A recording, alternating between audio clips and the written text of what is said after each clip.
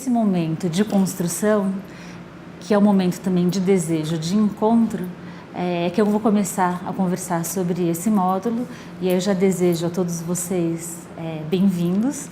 Vários são educadores, né, de vários locais aí do Brasil. Então, qual é o lugar, né, do que se encontra em relação no momento de ensino e de aprendizagem, né?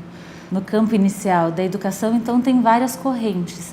E a filiação de cada professor, em função da sua experiência, da sua formação, da faculdade que fez, das crenças que tem, se identifica em função do seu próprio histórico de vida, da região onde viveu, da família da qual veio, se constrói ali uma identidade que inevitavelmente vai com ele como bagagem para o momento da prática, né? Então esse é um lugar de opção e de escolha que é determinante do que se vivencia no encontro de relação do ensino e aprendizagem. Uma primeira questão que a gente tem que trazer para um aprendizado que seja significativo é quem é o aluno com o qual eu estou me relacionando dentro desse contexto onde eu desejo educação, desejo arte, desejo tecnologia. Para o educador é sempre, a relação da educação sempre vai se dar no encontrar, né? Então, por isso que é uma situação de encontro, no encontrar esse outro no lugar onde ele está. E a partir desse encontro provocar possibilidades, âncoras, né? Estabilizações e desestabilizações. Então, ir ao lugar desse outro é fundamental. Então, a primeira pergunta sempre vai ser quem é esse aluno? Que pode ser digital, né? Nativo digital ou não, né? Para um que não seja, porque eu desejo a tecnologia, qual é o meu objetivo? Para um que seja, como é que essa tecnologia entraria dentro dessa relação que vai se construir? Então eu trouxe aqui um artigo da Silvana Lemos que vai fazer referência à definição então desse nativo digital, né? Ela vai citar um pesquisador americano que é o Prensky, e ele diz assim, que os nativos digitais são acostumados a receber informações muito rápido. Eles gostam de processos paralelos e ao mesmo tempo. Eles preferem gráficos a textos, utilizam acessos randômicos, como hipertextos, e funcionam melhor em rede. Os nativos digitais preferem jogos do que trabalho sério, entre aspas, né? Os jovens se comunicam com os amigos através de programas que usam ferramentas de chat, criam grupos com interesses comuns em sites de relacionamento, trocam músicas e filmes favoritos pela internet, jogam online com os colegas enquanto têm as pesquisas escolares ao alcance dos buscadores eletrônicos, né, como o Google. Então ela vai falar que eles possuem uma lógica não linear e mais para frente ela diz assim, que esses nativos digitais são multitasking, né? Que são de múltiplas, simultâneos fazeres, né? Que é também o que o Ken Robinson vai falar num dos vídeos dele, né? Ele conta uma história que é muito engraçada, onde a filha pergunta por que ele usa relógio, né? E aí ele faz uma sondagem na plateia e a maioria usa relógio eletrônico, digital, o mesmo relógio ainda de ponteiro.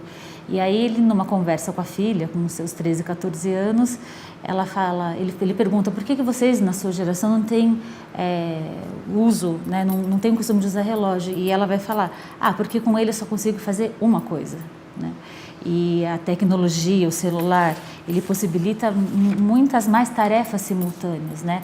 Que seja todas essas que a Silvana Lemos descreve aqui, então, nesse artigo dela, que é usar, criar, trocar, jogar, né? Tá em interação, registrar, gravar, fotografar. Então, são aparatos de ferramentas concentrados, né? E ele pode propiciar uma infinidade de coisas dependendo do desejo que eu tenho. Então, uma das caracterizações desse aluno que o professor, então, encontra, ou vocês, né, podem encontrar num ambiente de troca e aprendizagem, pode ser caracterizado, pode ser, se em vista disso, o que eu posso fazer, né? Sabendo que eles têm esse uso desse tipo de ferramenta ou equipamento, como é que eu posso lançar mão dessa maneira de se relacionar? Quando a gente enxerga esse aluno, é o lugar primeiro para lastrear a prática que a gente vai realizar. né? O uso da tecnologia, ele não acontece por si só, ele tem que acontecer em relação com a realidade do aluno que está junto, né? Que está em relação. Então, se ele vai ser um nativo digital, ou se ele é um aluno que não tem contato com essas tecnologias, ou eventualmente, se eu estiver numa sala que é híbrida, quais são as estratégias que eu vou usar para atender tanto um grupo de alunos com determinadas características tecnológicas e outro grupo de alunos, cada qual na sua potência, né? Cada qual podendo lançar a mão então da técnica como uma possibilidade, e aí a gente entra numa questão importante, como uma possibilidade expressiva. Então essa é uma questão importante quando a gente pensa na relação entre arte, educação e tecnologia, que é o caráter expressivo da produção artística, aonde se cria alguma coisa que até então não existia ainda, onde existe a inauguração, que é o que o Kandinsky vai falar, de alguma coisa nova, né? Não a ferramenta e a técnica como mais do mesmo, mas a ferramenta e a técnica como uma possibilidade, um instrumento a mais para que a gente possa criar, para que ela possa então ser numa relação de criação apropriada na potência da ferramenta para ser usada então num processo de invenção, num processo de inauguração de coisas que são novas.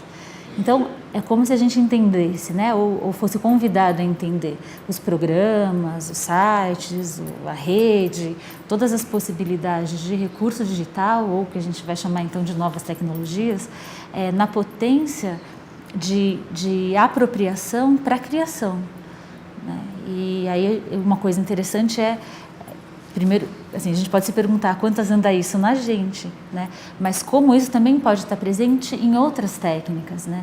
Porque a técnica, ou a técnica logos, que é a tecnologia, né? É esse estudo das técnicas, a tekné, a origem grega desse nome, vai remeter a tudo aquilo que é derivado da potencialização da intervenção do homem no meio. Então, tudo que a gente faz desde há muito tempo é técnica, né? Então, em artes, o pincel é uma técnica, a esteca na modelagem é uma técnica. Os instrumentos que a gente usa, o talher, o garfo, são técnicas, né? São fruto de um desejo de expansão da possibilidade de ação do homem no meio. Então, da mesma maneira que eu vou ensinar um aluno a usar de forma potente o pincel, que não é só usar ele na cerda para pintar, mas ele pode usar o cabo para rolar, ou ele pode usar a parte de trás do pincel para fazer bolinhas, eu tenho que olhar para a possibilidade do recurso dessa tecnologia, então, que é a tecnologia digital, da mesma maneira. Não como o aluno se adequando a uma ferramenta ou a um uso regular, né, de um programa computacional, mas ele se apropriar e tomar posse, efetivamente, desse meio como uma possibilidade expressiva. E aí, ao olhar o trabalho de vários artistas dentro da arte contemporânea, é exatamente isso que a gente vê. É o uso irregular, é o uso não previsto, é o uso imprevisível, criativo, né, que ultrapassa a ordem normativa de uso das ferramentas. E é nesse campo que a arte, então, inventa e cria novas possibilidades que interferem e constroem novas formas de relação ou apontam para a possibilidade de novas formas de relação do sujeito com o mundo, que é a parte mais legal.